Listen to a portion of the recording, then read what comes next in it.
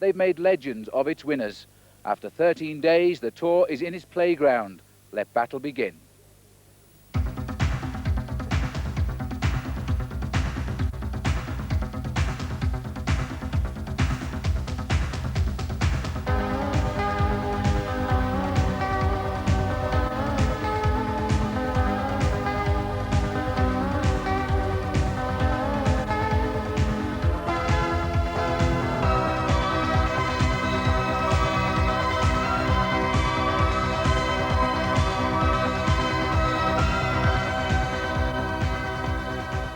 Hello and welcome to the Tour in the mountains. This is the Col de Saint-Paul, the first time this climb has ever been used in the Tour de France, and the last 5 kilometres are extremely difficult, the hardest certainly of today's stage.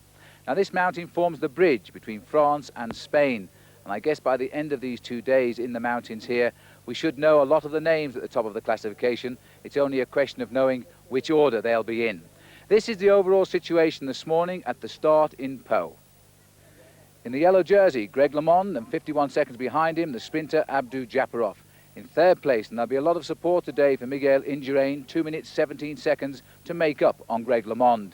In fourth, the Frenchman Jean-Francois Bernard, but on Indurain's team. And in fifth, the Italian favourite Gianni Bugno. Of the others we might see in the action today, in eighth place, Pedro Delgado. 10th, the winner of the Tour of Spain this year, Melchior Mauri. 11th, Laurent Fignon. 18th, Chiappucci. And will Gert-Jan Teunissen try to improve his 44th position overall? Well, the tactics today are quite simple. You attack Greg LeMond and you see if he's got the strength to pull them back. But you know he has one card on his side, Robert Miller, on the same team, and he might ask Robert Miller to go out on the attack. Miller loves the Pyrenees and he's won here 3 times before. This is the route they face today. It's a ride of 192 kilometres from Pau to Haka. The big mountain, the Col de Soleil, will be the springboard, then the small climb in the middle, and then the big climb where we are now up the Col de Saint-Paul. Then it's all downhill, a ride of 32 kilometres, very fast riding, into Haka, a town where the Tour has never been before. But before the start this morning, a protest by the riders and the team managers over Urs Zimmermann, the Swiss rider who was disqualified from the race last night for not using the official transport, and that was the aeroplane down to Pau. Instead, he chose to drive because of an ear infection. He, in fact, had not had the permission of the organisation to do this, and Jean-Marie Leblanc, part of the organisation, disqualified him.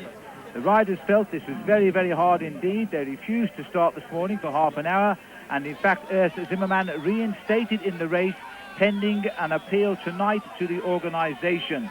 Also, the riders took the opportunity to protest about the wearing of helmets. That's not just the hard shell, but also the so-called hairnet helmet, because the weather is so hot. The race eventually got underway, and the first climb after 10 kilometres was the Côte de la Serbe, and last year's King of the Mountains, Titi Clavarola, heading over Gert-Jan Teunissen and the current leader in the mountains, Peter de Klerk. The picture had changed, though, on the Col de Soudé, the first category climb of the Tour de France after 83 kilometres. Here there was a breakaway. Pascal Richard heading over Andy Hampsten, Luc Leblanc and Jan Nevens. Maurizio Fondriest 13 seconds behind them, and the main group led by LeMond was 3 minutes 55 seconds back, but Bugno, Delgado and Bernard were almost a minute behind Greg LeMond's group. Then came the second category climb of the Col d'Icher after 120 kilometres. Same leaders, Richard again going over ahead of Hampsten, Leblanc and Fondriest. Delgado, Bugno and Bernard had caught back up with LeMond's group. They were now 2 minutes 45 seconds back, and the one big name missing, Jamaluddin Abdou Japarov, dropped by the climbers today. Now we can go live to the race here on the Col de Saint-Paul. We are about 6 or 7 kilometres from the summit of the climb. There's a break of 6 on, and here's Paul Sherwin with the information. Well, the time gap at the moment is 4 minutes and 20 seconds, so Luc Leblanc is virtually in the yellow jersey alongside Greg LeMond. He needs a couple more seconds, but I'm sure the reaction is going to be very strong from LeMond's group behind to try and come back to this group, because he doesn't want to give too much time away, especially to a rider like Andy Hampsten, who we can see just in the screen at the moment. This is Pascal Richard from Helvetia Swiss. He's lying in 57th place at the moment. He's 9 minutes behind. He was one of the riders who didn't take the plane yesterday either. He actually flew from Nantes to Cannes to see an osteopath, then flew back to Paris because that was the only way he could then get a flight down to Pau. and you can see Pascal Richard is one of the riders not wearing a helmet, as is Charlie Motte, but it seems that this group has been reduced to 5 riders. I think Jan Nevens, the Belgian who was in this group originally, has been dropped. And the last time check we had, Paul, 3 minutes 36 seconds. This climb gets gradually steeper as they come up towards the summit, and the last 5 kilometers extremely hard. It's an interesting breakaway, though, because Andy Hampsten knows he wants to build himself up towards the leaders. He's a lot of time to make up. He's 8 minutes 25 seconds behind in 37th place. But if he can do a good ride in the Pyrenees these next 2 days, he will become a real challenger in the Tour de France in the mountains. This is Jan Nevens. It looks as if he may well have had some mechanical problems there, because he's coming up very strongly here. I can't see the rest of the group round the corner, but he may well have had a problem with his bicycle. Well, a lonely ride now by Jan Nevens. Just to remind you of all of those names in the front group, and I'll give you their overall positions as well. Pascal Richard, as Paul said, he didn't take the plane either yesterday. He received an official warning, while his manager Paul Coshley banned from the race today, along with Jim Okowitz, the manager of Zimmerman. But he only received a warning because apparently he flew the long way round to Pau, and they felt that he couldn't have really been trying to cheat the aeroplane if he was going to go via Cannes, Paris, down to Pau. Sounds rather strange, doesn't it? So the overall positions of this breakaway: Pascal Richard, 57th, 9 minutes 39 seconds behind. The man we're looking at here now, Charlie Motte, a winner of a stage already. He's 33rd, 8 minutes 14 seconds back. Jan Nevens, slightly off the back of this group, 117th, 14 minutes 17 seconds back. Here's Andy Hampsten. He's 37th, 8 minutes 25 back. And then we've got Richard, I've told you about him. And then we've got Luc Leblanc, 6th overall, 4 minutes 20 back.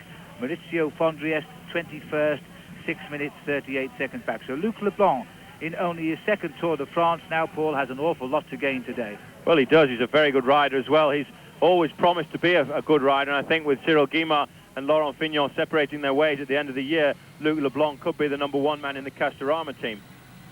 Now, we heard a radio report, and I think it was on the previous Col, Paul, about a crash to Gianni Bugno.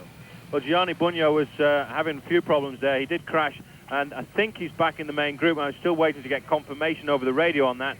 But here we're looking at Charlie Motte, who looks very comfortable now that he's said that he doesn't want to concentrate on winning the Tour de France overall. He seems to ride exceptionally well without the pressure of having to be a leader for the yellow jersey. I'm just wondering, in fact, if Charlie's calling his team car here, I'm wondering if, in fact, he's taken all of the pressure off himself by announcing at the middle of the Tour last year that he would never again be a candidate for victory. He would go for stages. I think from that moment on, people actually no longer regard Charlie Motte. Well, definitely, but if he can slip into a couple of breakaways like this, that's the way to win the Tour de France. Especially, I spoke to Greg LeMond a couple of days ago, just before the rest day, and he said the thing that worries him about this Tour de France is he may get beaten by a tactical move rather than a race strength for strength, because there are so many good riders in the Tour to win this year that he won't be able to control everybody. Well, personally, I'm delighted to see Andy Hampsten here. He's an extremely nice young man. By the way, he has relations that lives in Cambridge, and he often slips over there. Nobody ever knows he's in Britain, sees his relations, and then goes back to the United States. Well, if they're watching on Channel 4 today, here's Andy in the leading group. He is a superb rider. He has immense talent, but the biggest enemy, I think it's fair to say this, is Andy Hampsten to himself, because if things go wrong, he really puts himself psychologically into a bad position. But right now, he's on a high, and he's in the leading group. Remember that once we are to the top of this climb, we're getting a glimpse now of the leaders. Not surprisingly, it's the riders from the Z team here at the front, and Bruno Cornier are making the pace here, and Greg LeMond third in line, and it looks like Eric Carretou on the far side. Interesting enough, where we can see one or two riders have chosen to use helmets and some haven't, and Greg LeMond, one of the riders who says he prefers to wear a helmet for the safety reasons, is actually not wearing one today. But it's very hot out here. It's approaching 35 degrees Celsius, so that's probably why some of the riders have taken the choice not to wear helmets today, rather for the comfort, for comfort rather than for pleasure. Well, there's no doubt that the world governing body of cycling, the Union Cycliste Internationale, has not looked into this situation properly in any way, and they haven't consulted the riders. And the protest clearly in evidence today. Each of these riders, in theory, has made himself liable to a fine of 300 Swiss francs. That's around about £100 for each offence. He's one man who can expect to pay it, Charlie Motte, but he wouldn't be able to do that, would he, if he had a hard shell helmet on? And other riders, too, in the peloton. have refused to wear the helmets today, so I'm sure there'll be one or two discussions, heated and otherwise, at the end of the stage today. But the protest is clear. Professional riders do not want to wear helmets in the Tour de France. Well, this breakaway of 6, which establishes itself on the climb of the Col de Soudet after 83 kilometers, we are now heading towards the top of the last climb of the day, the Col de Saint-Port. There's still plenty of way to go, so we'll take a break.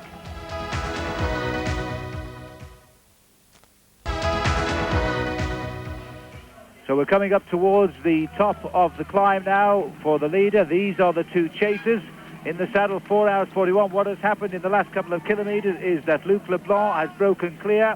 He's being chased by Pascal Richard, and with him Charlie Motte. And there's the time gap of 17 seconds as they come over the top of the summit of the Col. There's the sign saying we're into Spain, and Luc Leblanc is the leader of the Tour de France now on the road. So that is the situation now as we rejoin the race over the top of the Col. Well, 30 kilometers to go, and it's nearly all downhill. The last time check we had was 6 minutes 15 on the main yellow jersey peloton. So Luc Leblanc is actually in the yellow jersey by over 2 minutes. He's being chased at 4 minutes by Chozas, who caught Jan Neven, so there's a real fight going on behind there. The last couple of kilometers of the climb, I would think some of those Banesto riders in the group there will launch attacks on Le Monde, or maybe they'll just leave him to suffer a little bit today because he's isolated. I could only see one teammate in that group there. They might leave him to stew a little bit and go for the big attack tomorrow. But Leblanc on the descent here down into Haka. And here's Motte, and he's turning the big gears. In fact, he can't find the gear big enough probably for the descent. It's so steep. They're freewheeling. Knees nicely tucked in, streamlined position to get the most out of the road. This is what the riders call the tuck position. They get right down into that decision. You can only adopt it on a straight road because you don't have a great deal of control. As we go into the corner there, Charlie Motte wanted to get a little bit more speed up, and he came up inside Pascal Richard to speed them up a little bit, just to try and pull back Luc Leblanc. And there's a picture there to upset the stomach as our cameraman comes around the corner and picks up the rest of the race here as Pascal Richard tries to hang on to Charlie, and it looks like we're going back up to the leader because the descent of these two has been that much quicker than Leblanc, and there are now 3 riders at the front, and they can all go downhill very, very quickly indeed. So the 3 and 3, remember that the original breakaway contained 6 men. Jan Neven was the first to be dropped. He's also been passed now by Eduardo Chozas from the Once team. Chozas is riding approximately 4 minutes behind the leader on the road and the main field, with Greg LeMond in it. The main field, goodness me, just 26 of them. They're now at 6 1/4 minutes. Luc Leblanc in yellow at this moment in time by approximately 2 minutes overall. And that was a bit of a surprise, to say the least, but Greg LeMond can't watch everybody, and it does seem as though that's what's expected of him now. He's on his own in this Tour de France. This is what he was worried about all the time. He knew that he could be isolated, and with so many strong teams from other countries, he thought that they may well be able to use their tactics and surprise him. The 2 riders at the front here using all they can to get away from the bunch that will be chasing down here. They've got that tuck position. They're probably doing something like 60, 65 miles an hour at the moment. It doesn't look very fast, but I tell you, when you get on the bike, it is fast. Now, to watch these riders descend, quite a few of you have rang in to me and said, why don't we talk in miles? Well, of course, the race itinerary is all in kilometres, but if you do really want to know the distance in miles, you can always work it out by multiplying the kilometres by 5 and then dividing that answer by 8. But the easiest way to remember it is that 40 kilometres equals 25 miles and 80 kilometres equals 50 miles, and you can soon work out the rest. And why do I say kilometres, many of you say? Well, the answer is, I believe that's the correct way to say it, but the dictionary does offer you now the alternative of kilometre. Now, back with the action, and here is the group being led by Rondon. He was the rider, I must say, that both Paul and I thought would have issued the first attack today to help the Banestos on the way, but it wasn't to be. The second day, of course, in the Pyrenees tomorrow is far harder than today, and these riders might be trying their best not to waste all of their energy on today's stage. And that could be why Luc Leblanc felt, Paul, that today was his best chance to take the lead. Well, he thought that was the best day to try. We've got already the Banesto team at the front here. This is Rondon who's making the tempo on the front. Once we get these riders over the top, we'll have an idea of just how far behind the yellow jersey is of Greg LeMond. But in between, Andy Hampson went over 1 minute and 5 seconds behind. Maurizio Fondriest, who was originally in that group of 6 riders, was 1 minute and 37 behind. But Eduardo Chozas, who was originally just 4 minutes behind, went over the top 5 minutes 24 behind. And this is the group going over. It looks like it's going to be just about 7 minutes and 14 seconds. So Luc Leblanc is now 3 minutes in the lead in the Tour de France if they can keep this distance all the way to the finish. Here we are back in the flying wheels now of Maurizio Fondriest, world champion a few years back, and now looking to confirm himself as a top rider, because he hasn't won much since his world title, though he's been very, very close. And that's the chasing group of Greg LeMond. The Spanish have made extraordinary arrangements here for the race. This road completely resurfaced. In fact, they were only finishing it off yesterday. When Gary Imlach came down this road, they were still in full flight, and Gary was a bit worried the tar might not be dry. Well, if it was, Gary, overnight, I'm quite sure it isn't now, because the temperatures here today in excess of 35 degrees. Well, there's no chase at all in this main field here, and it may well be that the leading trio will pull a little bit of time away. Well, this is the main field, and they are taking it very, very cautiously indeed. 1 or 2 riders taking the chance to get off the front, and LeMond is not one of them. I saw Gilles de Leon pass backwards very quickly there, almost as if he had punctured the leader of the Helvetia team and a teammate of Pascal Richard in the lead group, but this looks like it might be Bunyo on the attack there, Paul. Well, I couldn't really catch who that was from the air, but one of the riders who went with him straight away was one of the Banesto riders. I think we're going to see a lot more of them tomorrow as well. This group is totally full of Banesto riders, so I think they're the riders we'll see doing a lot of attacking tomorrow. Today's been a hard day. Tomorrow's going to be even harder. Well, it's making a very interesting rest for the Tour de France for us, because we're going to see the overall classification, instead of it being a runaway, closed right up now. A lot of new names come up towards the top, like Luc Leblanc in the yellow jersey if it stays like this. And that will make a very, very interesting race indeed. And Motte, as you can see now, is making full use of the escape. And now we're down to 5 kilometers to go for the chasing 2. The Basque flags being waved on the right of our picture. This is Hampsten and Fondriest. And Fondriest appears to be doing most of the work in that group. And most of the work in this group is being done now by the Banesto riders and Greg LeMond and Gianni Bunyo. So Leblanc keeps the tempo high. The yellow jersey will be his tonight. And look at this, he's gone away as the other 2 shadow box. And this is how stages are won. This is how stages are won and lost. Luc Leblanc went to the front there, not to attack, but to increase the tempo, just to make sure that they didn't lose any time. And there, Pascal Richard was the first one to chicken out, and Motte comes back up from behind. So it's going to be an incredible sprint between these two, because they're not sure who's got the measure of who. And I think we'll find these two sprinting out for the victory. Crossing the town centre now. We just leave the town briefly before we hit the finishing line. I wouldn't think that any of these riders know the finish here. 2 Frenchmen and a Swiss rider, and it was said before the start of this year's Tour de France that the French were running a race of their own with no French winner. Well, there's a surprise coming now, because they're going to have a French leader tonight. Well, they definitely are, and Motte again trying a little chase there, but not quite having the jump to surprise Pascal Richard. They've been away for a long time, and it does affect the rider's ability to leap away like this. It deadens the muscles a little bit, so they can't quite open the gap straight away. Luc Leblanc again going to the front. He doesn't care at all about the stage victory. All he cares about is getting as much time as possible on Greg LeMond, because that could be what pays for him at the end of the day. It's been a long escape, more than 110 kilometers this escape today. The question is, will his day, it's 1 kilometer to go now, will his day be just today, or will he have the strength to defend in what is a vicious day in the Pyrenees tomorrow? And the head tilted of Pascal Richard, trying to work out which side Charlie Motte will come. And the shadow's not going to help, because the sun is dead ahead and the shadows are behind the riders, so he won't spot the shadow coming at him, will he? Motte looks very good here. He's just changed his gear a little bit to make sure he's in the right gear, so he doesn't have to change again once the sprint actually begins. He'll use his track knowledge, he'll use the knowledge that helped him to win the Grand Prix of Zurich last year. The group of about 4 or 5 riders, a similar situation to this. Richard knows who the danger man is. He looks over his shoulder, waiting for the reaction from Motte.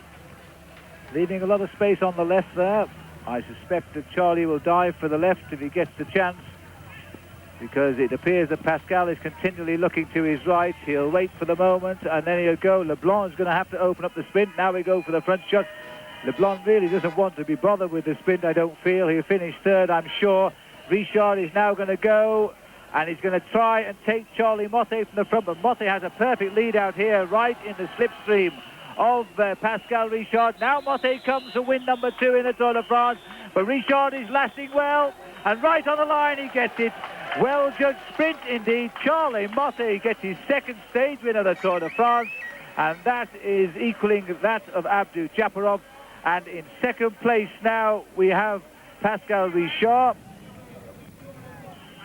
And coming up to the line now, Fondriest and Hampsten. Hampsten very, very tired indeed. I don't think he'll challenge Maurizio Fondriest for 5th place. Look at the time gap though as they cross the line. 2 minutes and 5 seconds behind Motte. And here comes Eduardo Chozas. He survived from the rest of the riders too. And look at the gap, 6 minutes, 10 seconds. And in the distance there, the chase group of Greg LeMond is coming up towards the line. So Chozas will finish in 6th place. And Chozas at 6 minutes, 20 seconds. There is Greg LeMond also. And I think we'll find that Indurain has slipped away from the head of this group.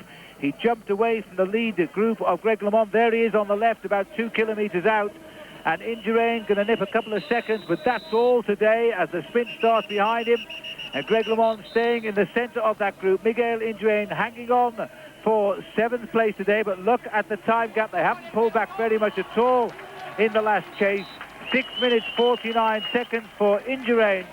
And the Greg LeMond group crosses the line at 6 minutes, 49 seconds for them as well. So there's something slightly wrong there. Led home indeed by Frédéric Vichot. So the first day in the Pyrenees certainly did split the pack. Let's have a look at the stage result. Charlie Motte taking his second stage win of the Tour de France. In second place, Pascal Richard. And in third place, the new leader now, Luc Leblanc. After 2 minutes had gone by, in came Maurizio Fondriest, followed by Andy Hampsten. 6 minutes later, Eduardo Chozas. 7th was Miguel Indurain. And 8th, leading home the Le Mans group, was Frédéric Vichot, almost 7 minutes back. Now, Abdou Japarov, the man in green and second overall in the race this morning, he finished almost 23 minutes behind today. The happy smiling face tonight of Luc Leblanc of France. He can't believe it. The end of the first day in the Pyrenees, and he is the new leader of the Tour de France, and these are the overall top 5. In second place, LeMond now over 2 minutes back. Third place is Charlie Motte. Fourth place, Maurizio Fondriest. And in 5th place, Miguel Indurain. The new king of the mountains, by the way, is Pascal Richard. And Robert Miller, despite a puncture today, he finished 19 minutes behind. He will not be happy with that. Neither was Greg LeMond at the finish today. He was absolutely furious with the rest of the race, and here's Paul Sherwin with him. Greg, it's been a very hard day in the mountains today, but you almost predicted what happened a couple of days ago. Yeah, it's basically everybody in the peloton's racing, you know, for me to lose and for them to play poker and try to win. But, you know, it was a hard day. You didn't have very many teammates there on the last climb. No, that was a big disadvantage. My team wasn't riding as well as they thought they would, so that was a big handicap. Could be a big handicap for the rest of the tour. But we saw you talking to Delgado's team there and to Bugno. Were you trying to tell them that they were losing the Tour de France as well? Yeah, Bugno understood. Delgado and Indurain, either they're all out and they're not capable of doing anything more, but if they're not and they're just saving themselves, then I don't wish them the victory. I'd rather see a guy like Bugno in it. But I assume maybe they're tired. Well, as Greg knows, in any Tour de France, it's never over till you reach the Champs-Élysées, and tomorrow, as we leave the Pyrenees, we leave them via 5 big mountains. We go back into France tomorrow. It should be a great day of racing. Has Luc Leblanc got the strength now to defend the yellow jersey he won so well today? For the moment from Spain, goodbye. I